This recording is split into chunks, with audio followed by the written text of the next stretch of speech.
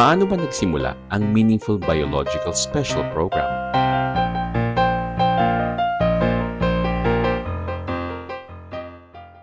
Biglang dumanas ang isang tao ng isang sitwasyon kung saan nanganganib ang pangunahing pangangailangan niya sa buhay.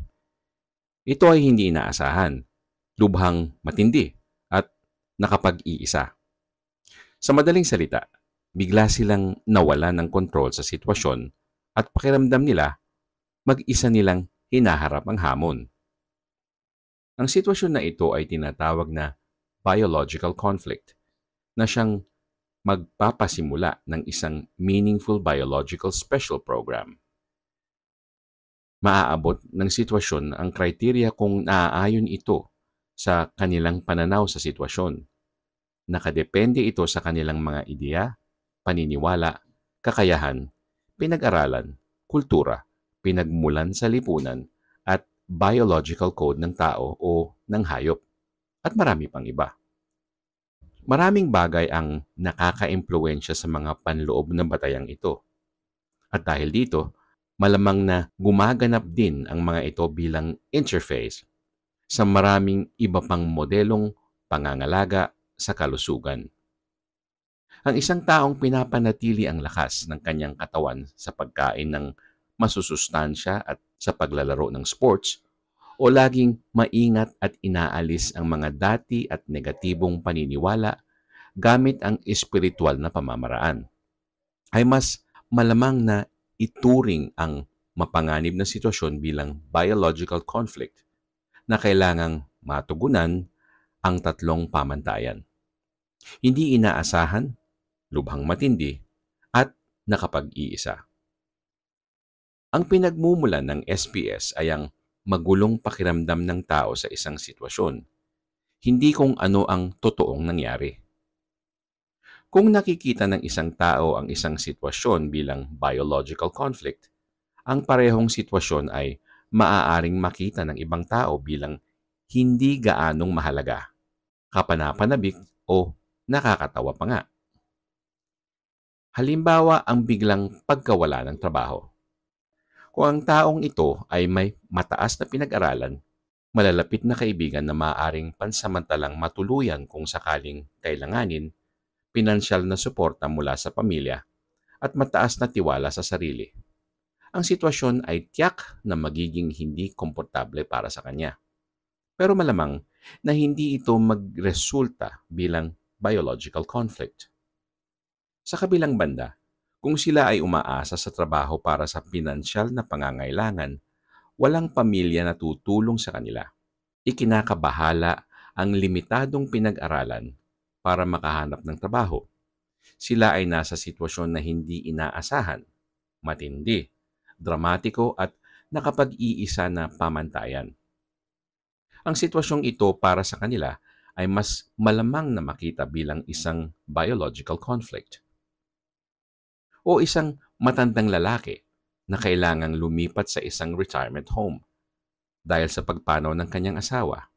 Sa loob ng 60 taon, siya ay nanirahan sa bahay na kanyang pinaghirapan. Lagi siyang pinaglulutuan ng kanyang asawa at lagi siyang nahihirapang makisalamuha sa ibang tao.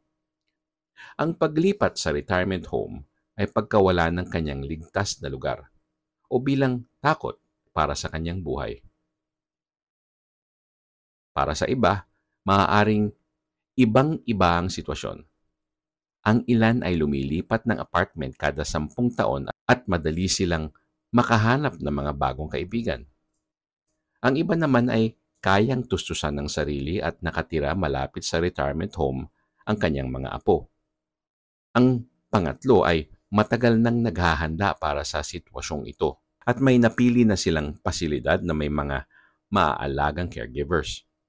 Kaya wala sa kanila ang makakaranas ng biological conflict.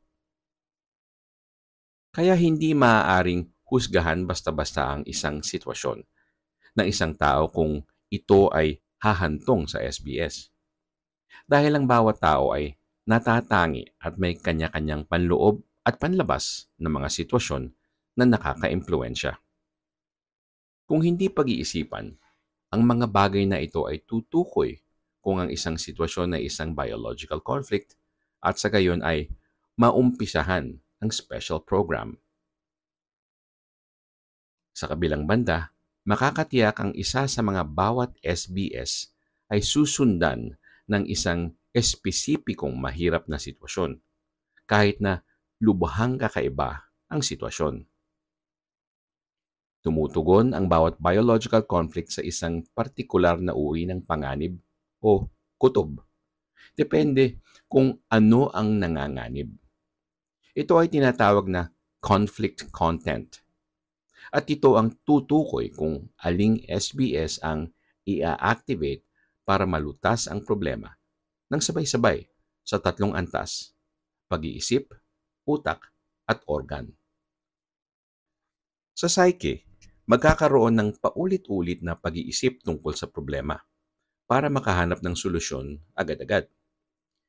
Mahihirapan tayong matulog at mag-focus sa ibang bagay. Sa pamamagitan ng mga teknik sa medical imaging, maaaring masuri ang mga pagbabago sa utak. Ginamit ng husto ni Dr. Hammer ang paraang ito sa kanyang pananaliksik at natuklasan niya na ang mga taong may mga magkakatulad na may problema sa organ ay mayroon ding nakikitang pagbabago sa parehong bahagi ng kanilang mga utak. Sa mas seryosong mga SBS, makikita sa mga bahagi ng CT images ang isang concentric pattern na nasa gitna ng utak na konektado sa problema. Ito ay tinatawag na Hammer focus.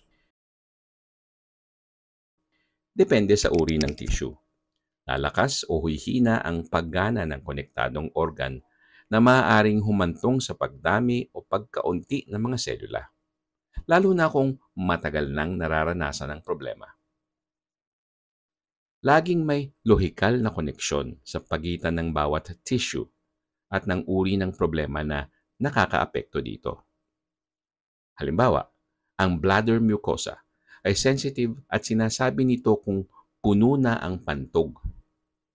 Ito ay para sa pag-ihi sa mga hayop, para markahan ang kanilang teritoryo. Kaya naman ang uri ng problema ay ang hindi ka sigurado kung saan ba ang iyong teritoryo o ang hangganan nito, o kung saan ka maaaring magmarka para makilala at respetuhin ito.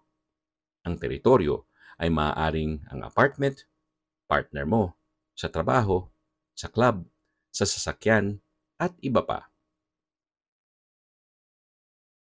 Ang voluntary muscles ay ginagamit natin para sa mahalagang gawain. Ang uri ng problema para sa muscle tissue ay hindi sa pagkakaroon ng sapat na lakas para magawa ang isang bagay. Pagkabigo ang nararamdaman dito, tulad ng halimbawa, muntikang hindi nagawa ang isang importanteng goal dahil kulang ka sa lakas. Sa mental na aspeto ng SPS, agad na makikita ang mga pagkakasunod-sunod na mga pangyayari pagkatapos ng biological conflict. Sa kabilang banda, sa organic level, maaaring tumagal ng mga linggo o mga buwan bago magkaroon ng pagbabago sa function na hahantong sa malalang pagbabago ng mga selula na hahantong sa mas malalang sintomas. Dahil sa tagal ng panahon na ito, naisip noon at ang mental na estado ng dahilan ng sakit dahil nakikita kung paanong ang isang taong may problema sa pag-iisip ay nagkakaroon ng malubhang sintomas sa katawan kalaunan. May koneksyon nga ang pag-iisip at ang organ. Pero ang pagbabago sa pag-iisip ay hindi ang dahilan ng pagbabago sa organ. Pareho silang sintomas ng iisang programa na napasimula ng biological at itinuturing kaagad na problema. Mali kung gayon ang mga ideya na ang stress o negatibong pag-iisip ay nagdudulot ng sakit at maaaring magtuon lang ng pansin sa paglaban ng mga sintomas sa pag-iisip kahit na bahagi lamang ito ng pagsasaayos para makapagbigay ng mabilis at epektibong solusyon sa problema. Hindi posibleng alisin sa isip ang problema. Ang pagsasabay ng tatlong antas, pag-iisip, utak at organ, ang nagbigay daan kay Dr. Hammer para detalyadong mapanaliksikan ang modelong ito. Ito rin ang importanteng batayan ng new medicine dahil kung 1,000 pasyente ang may lumalaking tumor sa liver cells, dapat ding makita ng Hammer focus sa brainstem ng parehong 1,000 pasyente na ito na nasa parte ng utak na kumokontrol sa atay at dapat ding maranasan ng bawat pasyente ang pakiramdam at pag-uugali ng gutom dahil sa pinaka-uugat nito, sila ay nakakaranas ng tinatawag na starvation conflict. Gayon din, makakakita ka ng tumor sa atay sa bawat pasyente na may Hammer focus sa bahagi ng kumokontrol sa atay at palagi ring laman ng isipan nila ang pagkabalisa dahil sa gutom. Sa teorya, dapat na makita mo ang pagkakaiba ng dalawang pang-ibang antas sa kaisipan. Pero dahil hindi natin nasusukat ang pag-iisip, madaling magkamali sa ganitong mga konklusyon at hindi ito gaanong maaasahan. Lahat ng ito ay nakapaloob sa first biological natural law na nagbubuod ng sumusunod na tatlong pamantayan. Ang bawat meaningful biological special program ay naa-activate ng isang nakakalungkot at biglang pangyayaring lubos na nakakaapekto sa tao. Ang pagkabigla na ito ay hindi lamang nangyayari sa pag-iisip. Bilang mental na pagtutol, ito ay pinagmumula ng malalim at mabilis na reaksyon. Ang hindi namamalayang pakiramdam ng biological na problema ang nagtatakda kung aling particular na meaningful biological special program ang gagana. Ang SBS ay palaging nangyayari ng sabay-sabay sa tatlong antas, pag-iisip, utak, at organ. Hanggang ngayon, wala pa tayong makatuwirang paliwanag kung bakit nakakaranas ang isang partikular ng isang espesipikong sintomas sa isang espesipikong na panahon sa kanilang buhay. Natatanong natin, bakit ako? Bakit ngayon? Bakit ito? Malinaw na ang mga gamot na nakabatay lang sa sintomas ay ginawa at ginagamit ng hindi halos isinasaalang-alang ang personal na sitwasyon ng bawat pasyente. Sa pagkaalam sa meaningful special biological programs at ang first natural law of biology, naiintindihan na natin ng lubusan, pati na ang pasyenteng may tumor kung bakit ako? Bakit ngayon? At bakit ito ang sintomas?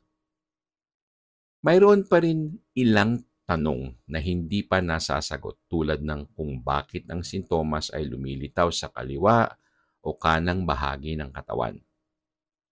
Ipapaliwanag ito sa ibang pagkakataon. Sa ngayon, hindi pa alam ng pasyenteng may tumor kung mayroon bang bago at mas epektibong paraan para magamot ang mga sintomas para mas mabilis siyang gumaling. Ang pagkakaroon ng kaalaman tungkol sa kung paano gumagana ang SPS ay nagbibigay ng mga konkretong paraan para hanapin ito. Tatalakayin natin ito sa susunod na bahagi.